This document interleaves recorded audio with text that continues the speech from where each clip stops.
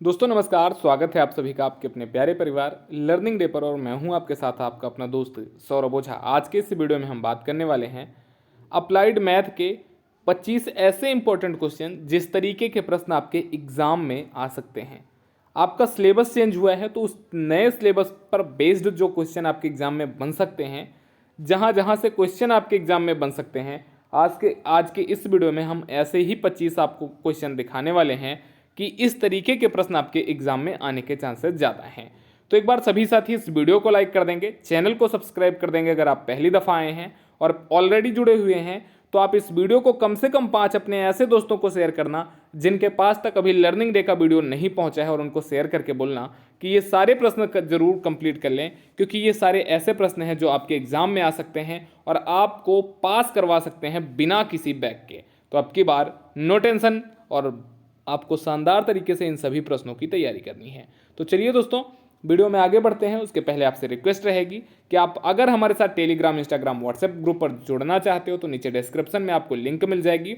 और अगर आपका कोई पर्सनल डाउट है तो आपको नीचे इंस्टाग्राम मेरी आईडी मिल जाएगी, आप वहाँ भी जुड़ सकते हैं, या फिर आप डायरेक्टली मेरे को सर्च कर सकते हैं IM सौरभ ओझा 1 पर, ठीक है ना। अब क्वेश्चन की बात कर लेते हैं अगर हम, तो यहाँ पर क्वेश्चन जो आपकी स्क्रीन पर दिख रहे हैं, इसकी PDF आपको टेलीग्राम पर भी मिल जाएगी, व्हाट्सएप ग्रुप पर भी मिल जाएगी, और एप्लीकेशन पर भी मिल जाएगी।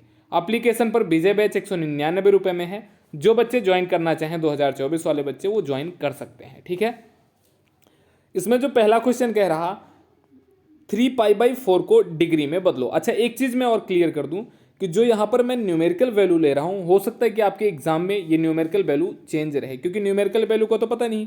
मान लीजिए मैंने 3π/4 लिखा है, एग्जामिनर ने इसको 5π/4 कर दिया, कुछ भी हो सकता है। तो न्यूमेरिकल वैल्यू के ऊपर आपको नहीं जाना है, आपको सिर्फ क्वेश्चन के टाइप देखना है। मतलब अगर आप इस तरीके के क्वेश्चन सॉल्व कर लेते हो तो कहीं ना कहीं ज़रूर इसी तरीके के प्रश्न जब आपको एग्जाम में देखने को मिलेंगे तो आप उनको बहुत आसानी से अटेम्प्ट कर पाओगे।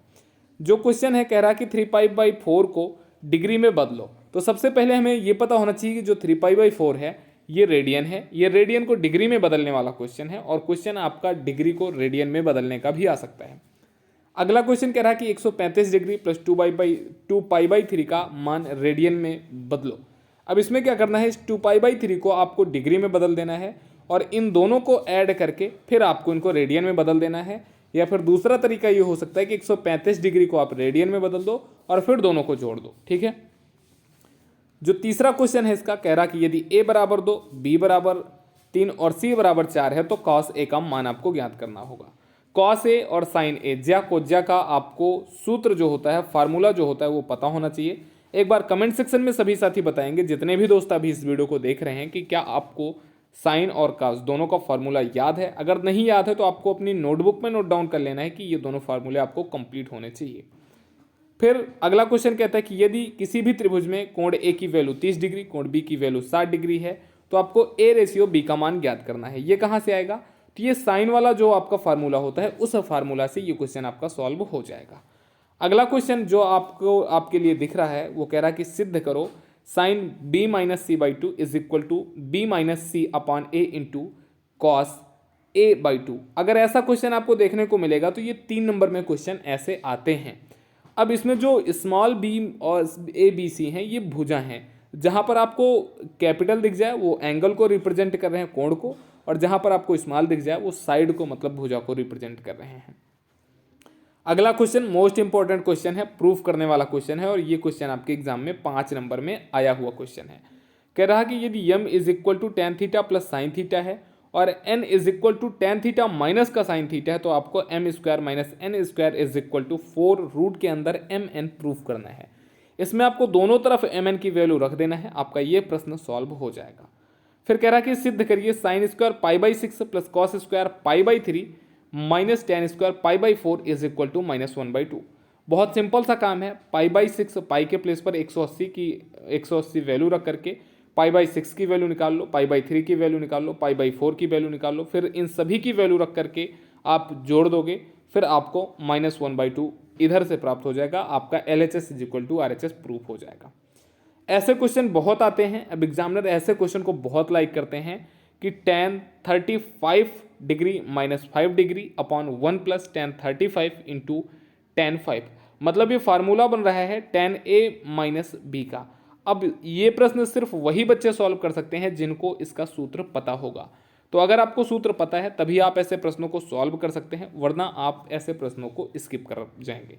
ये क्वेश्चन अगर आपके एग्जाम में आएगा तो 2 नंबर 3 नंबर में क्वेश्चन आ सकता है। बिल्कुल आसान सा है। tan a माइनस बी मतलब tan 35 माइनस 5 tan 30 डिग्री की जो वैल्यू होगी वही इसका आंसर होगा। और ये मोस्ट रिपीटेड क्वेश्चन है आपके एग्जाम के लिए। कभी कभी जो ऊपर आपको cos 9 प्लस sin 9 दिख रहा है, यहाँ पर आपको sin 9 प्लस cos 9, मतलब ऐसे वैल्यू आपकी चेंज हो सकती है, बट टाइप आपको यहाँ पर समझना है, टाइप आपको यहाँ से समझना है। ठीक है, ऐसे प्रश्नों में आपको ऊपर और नीचे दोनों tan के फॉर्मेट में बनाना है, तो cos 9 से ऊपर और cos 9 से नीचे आपको डिवाइड कर देना है। आपका यह प्रश्न भी बहुत आसानी से सॉल्व हो जाएगा। ऐसे बहुत सारे प्रश्न मैंने आपको करवा रखे हैं। फिर जो अगला क्वेश्चन आता है, आपने आई के बारे में ज़रूर सुना होगा, जिसको हम इमेजिनरी नंबर बोलते हैं, काल्पनिक संख्या बोलते हैं, जो आपका कॉम्प्लेक्स नंबर वाले टॉपिक में आता है। आई की वैल्यू क्या होती है? रूट के अंदर -1। आई स्क्वायर की वैल्यू क्या होती है? -1। आई क्यूब की वैल्यू क्या होती है?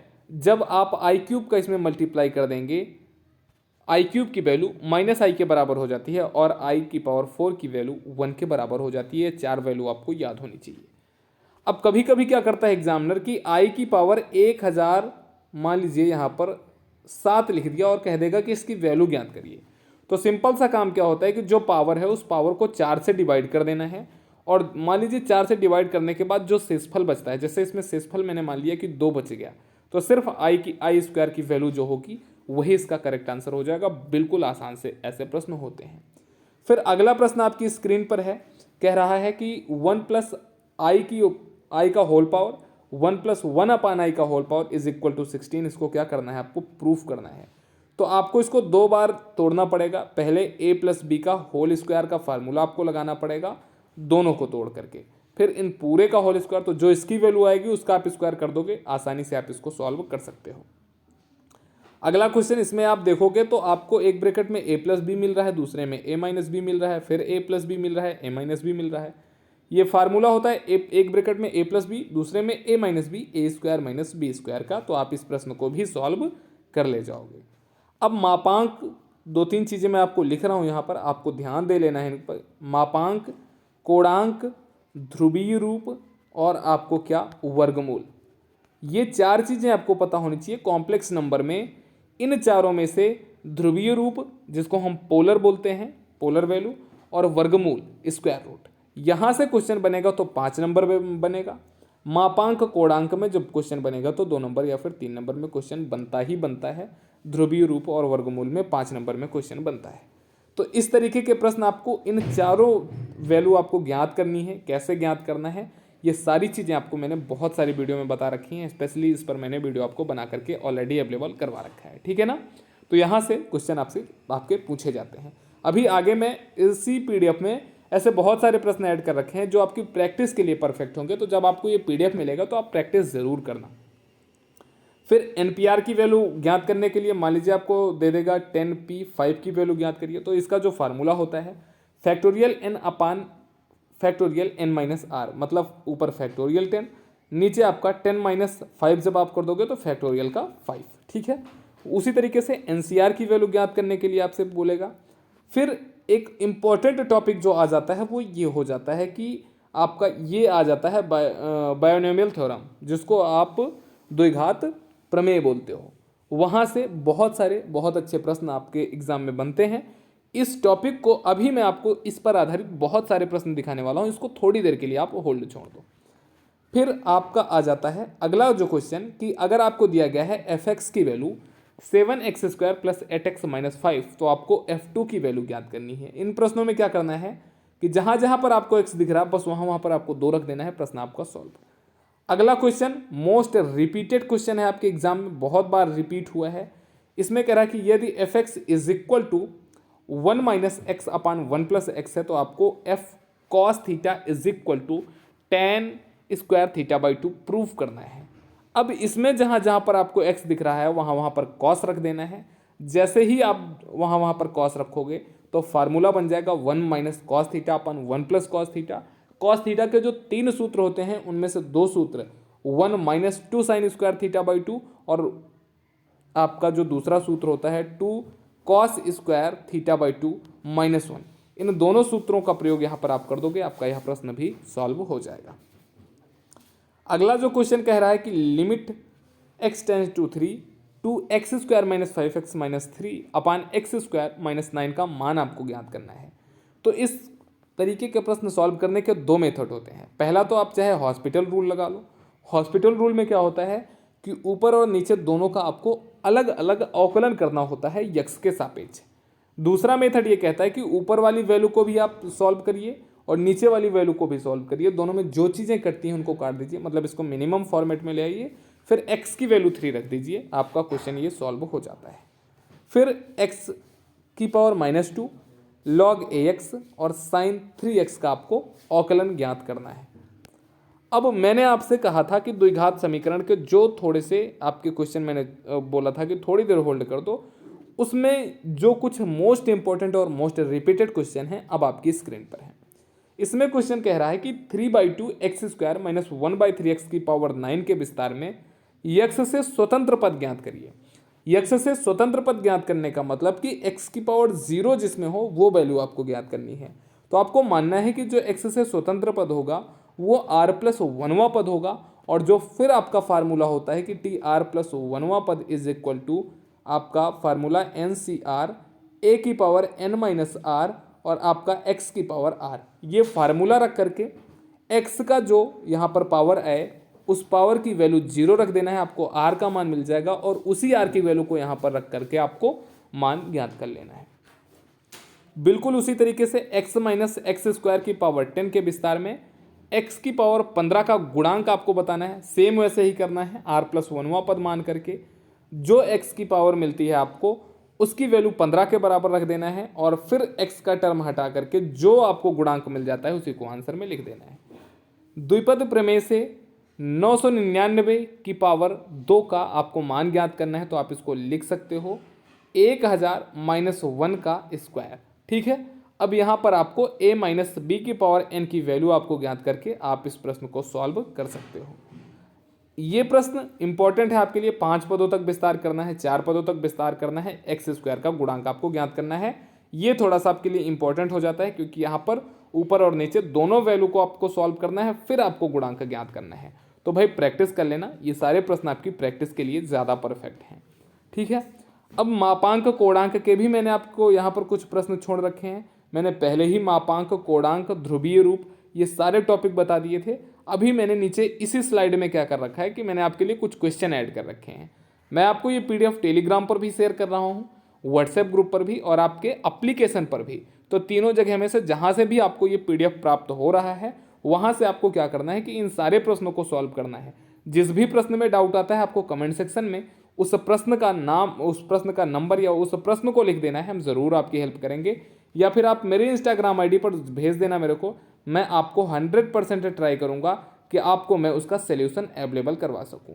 ये इंस्टाग्राम ID की लिंक आपको नीचे डिस्क्रिप्शन में मिल जाएगी, और जिस भी सब्जेक्ट में आपको डाउट हो रहा है उस सब्जेक्ट का नाम आप लिख करके मुझे भेज सकते हैं। मेरा पूरा ये प्रयास रहेगा कि मैं आपको उसका सॉल्यूशन जरूर अवेलेबल करवाऊँ।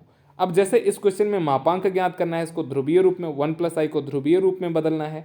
फिर सम्मिश्र संख्या का वर्गमूल, ध्रुवीय रूप और वर्गमूल 5 नंबर में आने वाले क्वेश्चन है, इसको बिल्कुल मत छोड़ना। मापांक कोणांक 2 नंबर और 3 नंबर में, अगर दोनों एक साथ पूछे जाएंगे तो ये भी 5 नंबर में पूछा जा सकता है। ठीक है ना। फिर आपके कुछ ये आते हैं ट्रिग्नोमेट्री के क्वेश्चन जो आपकी प्रैक्टिस के लिए हैं कि आपको प्रूफ करने हैं कि ब्रैकेट के बाहर a है, फिर ब्रैकेट के अंदर b cos c minus c cos b is equal to b square minus c square, आपको ये प्रूफ करना है। Sine b minus c is equal to proof करना है आपको b square minus c square upon a square sine a। फिर आपको अगला जो क्वेश्चन है प्रूफ करना है sine b minus c by 2 is equal to b minus c upon a into cos a by 2। ये सारे रिपीटेड क्वेश्चन हैं और मोस्ट इंपॉर्टेंट क्वेश्चन हैं। आपके एग्जाम में जो सबसे ज़्यादा क्वेश्चन आपके इस बार पूछा जाएगा वो ट्रिग्नोमेट्री से पूछा जाएगा। ट्रिग्नोमेट्री का वेटेज आपके एग्जाम में सबसे ज़्यादा रहने वाला है, तो आपको त्रिकोणमिति पर खास फोकस रखना है।